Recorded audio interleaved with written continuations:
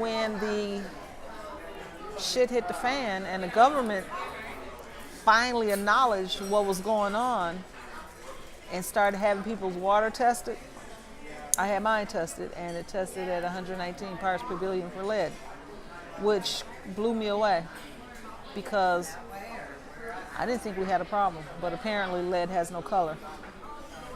So I cried that night. I have shed a lot of tears. My trust just flew out the window as far as trusting government and trusting the water. When the city changed to the river water, residents began complaining. But the experts that were hired by the city and the state to kind of talk to us and tell us about water quality kept saying, no, the water's fine, we're testing it, we've got great protocol in place. That went on for probably about 5 or 6 months. And during that time, that's when a few residents engaged with Dr. Mark Edwards to come in and do water testing. And at the same time, Dr. Monahan and Tisha, who's become very well known, began looking at the lead levels in children specific to the city of Flint.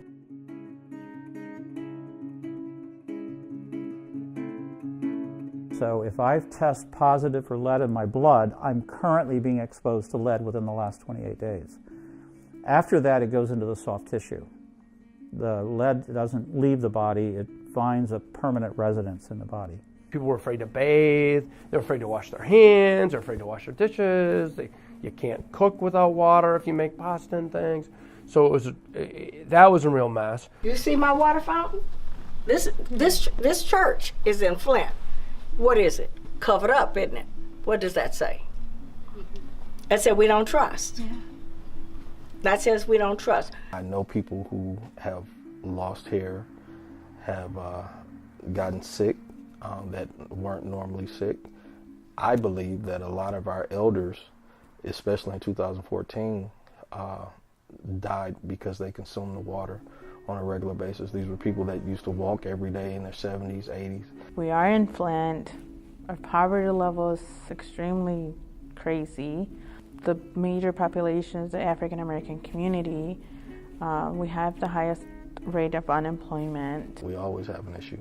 You know, we have blight, we have crime, we have gentrification going on. We have all types of things that are concentrated more so than in other areas. Flint is 41% in the poverty level, but the water situation has brought it out. And so we're seeing more and more people who can't afford food, and they're not on assistance. Some are elderly. Flint was one of the wealthiest cities in the country, and the automotive industry kind of grew up here. General Motors grew up here. There were something like 220,000 residents living in Flint. Somewhere along the way, things didn't work out. GM moved to Detroit, and they began to shut down operations, shut down plants. And 80,000 jobs disappeared. Everyone probably underestimated the amount of violence that was done. I mean, it's you know, not physical violence, but it's just as destructive. People have said they should just move. That's the dumbest thing I've ever heard. It's your home. What am I going to move for? You know, you still have belief in it. You still have a pride in it. You still have a thought of future about it. This city, this is my home. This is the home of my friends. This is the home of my family. We have to take care of home.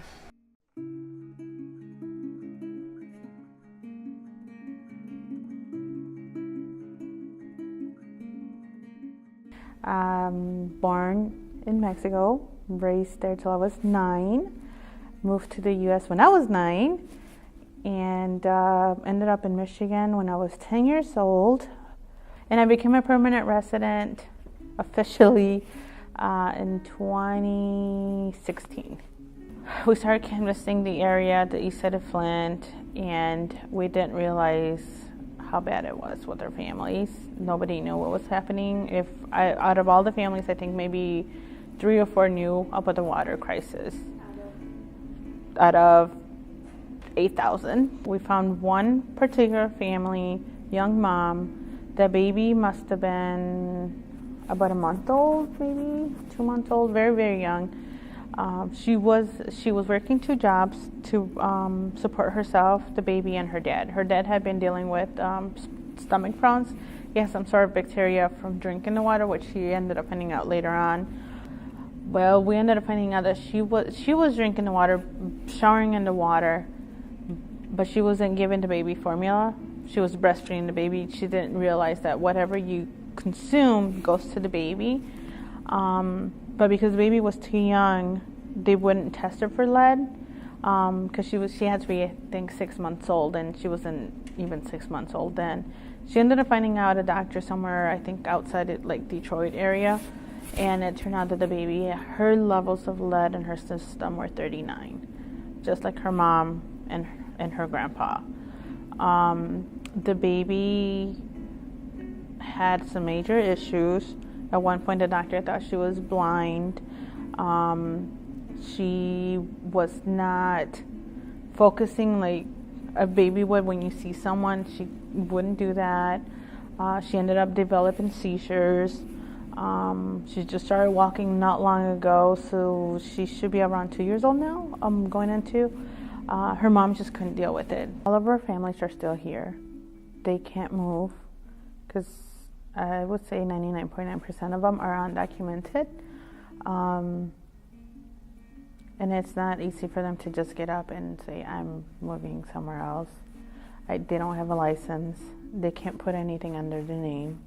Whatever household they live in, or house they live in now, they're really being taken advantage because a lot of the landlords won't fix many of the issues that are happening because of the water or because they know of their legal status, so they just completely ignore it.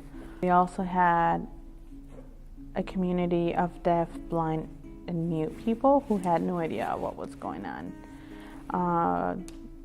They were completely left. Handicapped families were left out. When they were delivering the waters, they were not going to those areas. They were getting the nicer areas first. When we canvassed the area of the east side, we found an entire block of children who were either handicapped or the parents were parents who were either deaf or blind, or the children were families who couldn't afford cable or didn't have a TV, who did not know what was going on. I got pregnant in 2015, and it was in 2015 when the story about the leads, we started to really understand that there was lead in water. My husband and I both had rashes. Like everybody, almost every single person I knew, almost every single person had a rash. And if you didn't have a rash, you had a family member with a rash. I had my son in December 2015. His skin was increasingly affected by the water. Even though we were using the bath water because all of the government agencies said it was safe to use. By the time he was 2 months old, his front and back were like leather.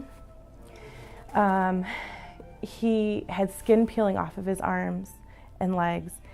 At night, or even during the day when he was when he was really paying attention, he would try to scratch his skin off on his cheeks. He was like a little pinwheel and just scratching, and his cheeks were just completely raw. And he had almost every inch of his body covered by some level of rash, except his palms of hands, bottoms of feet, a little area in the back of his head, and his diaper area, which I think just because it was moister, it softened the skin. But we were working with our pediatrician to try to eliminate any triggers. Finally, I had eliminated everything that you could eliminate that would have triggered this, and started bathing him in filtered water. Between the daycare provider and I, we were putting thick cream on him 6 times a day and could not get his skin to be soft.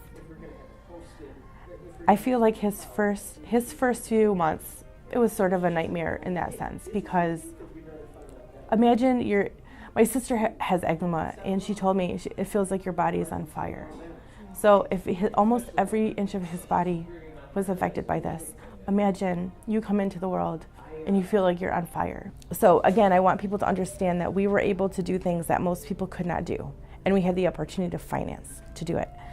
One mother who works here for me had listeria from the water, and her child was due in March, and he came in December. And he coded 3 times. This woman almost lost her child. And he'll be 2 next month in December. He's still not really talking. He's one of the ones I was sharing with you. You can't potty train him right now, but his understanding is very clear. I mean, he understands, but he doesn't know how to communicate. Right here. How lead affects children's bodies.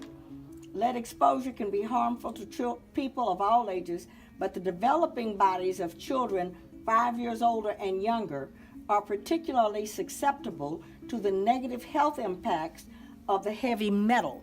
That heavy metal affects the cognitive skills, the thinking skills. It says behavioral changes, your IQ, headaches, nervous system damage, seizures. It says when a child drinks water containing lead particles, it can lead to serious health consequences. Those children are difficult to potty train. You've got 3-year-olds not potty trained. Not because the mothers are not trying to potty train them, but the concept.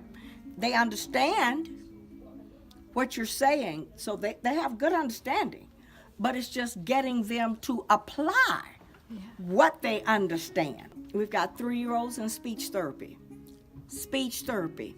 They're not making full sentences.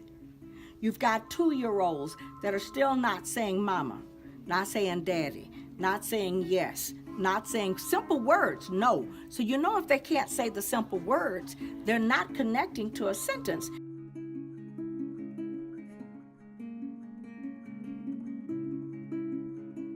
There's one lady in particular who does not live in the city. She works here. She was pregnant during the water crisis, at work, drinking coffee, drinking water, trying to be as healthy as possible. Well, her baby was born with signs of being lead poisoned. And a lot of the services available for Flint residents is not available for her. So this is absolutely an environmental justice issue because it is affecting a predominantly community of color and low-income community. You know, Michigan sits on the Great Lakes. It's surrounded by the Great Lakes. You know, one of the largest volume reservoirs of fresh water, and one of our cities, people can't drink the water. It tells you that it's something deeper than just accessibility to fresh water that's happening, right? I mean, Flint water crisis is the convergence of a polluted river, of the state's emergency manager policy, of an aging and uncared for infrastructure, all sort of entangled with issues of racism, classism, and ecological destruction. Yep. This is a psychological, spiritual, political, social justice issue. Mm-hmm. And I think there are times that we do these kinds of conversations, we sort of get lost in the structure. Mm-hmm. And we forget about this is affecting God's children. I believe in water in the sense of it's a God-given right to every person on the planet. It is a necessity to every person on the planet. But if we say that water is sacramental, we're saying that there is a power about this in which we find God. And when one group or factions of society either neglect or actively withhold the opportunity for access to clean water to others, There is a way of depriving them of the very presence of God and all of God's fullness.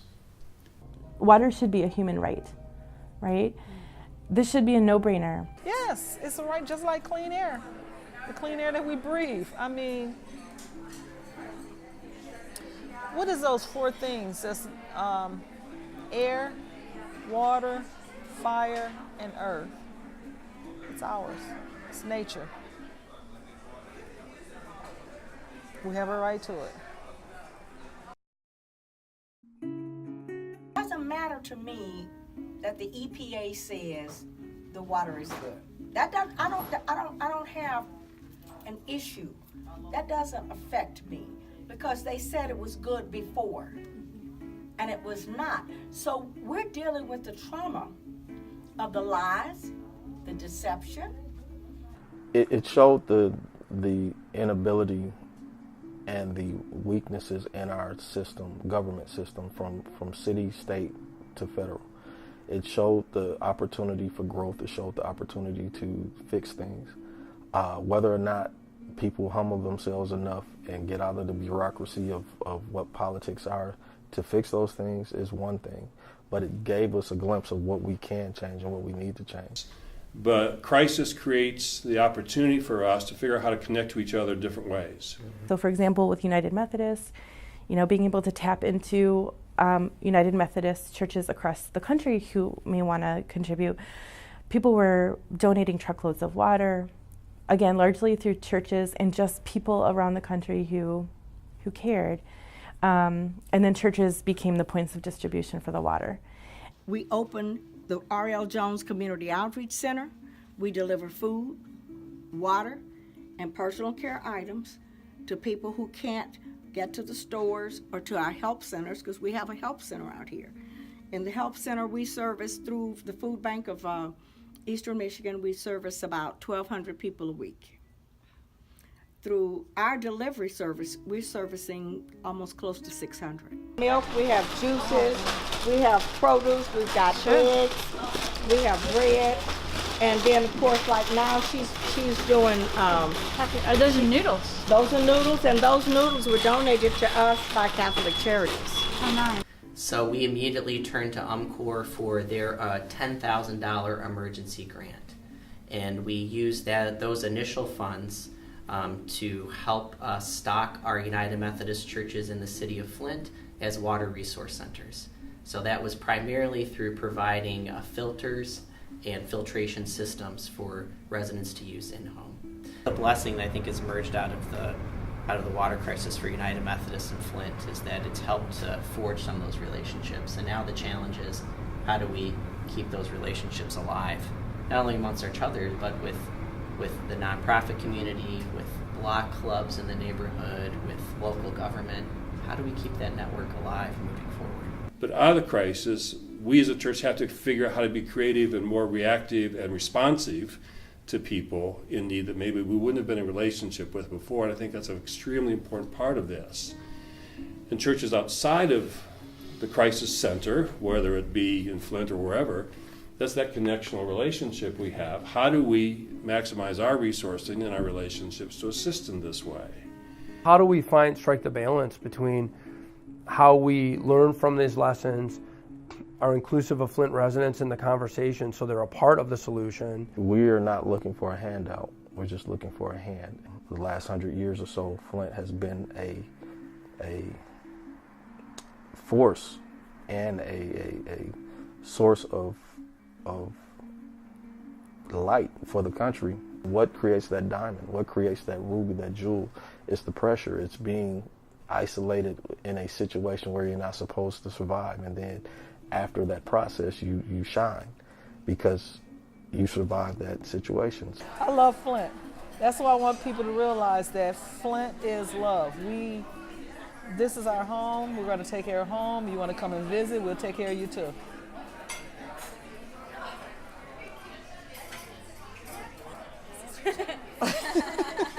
I love Flint. I love Flint. Flint it's where it's at for me. I have no plans to leave. This is my home, and I'm staying.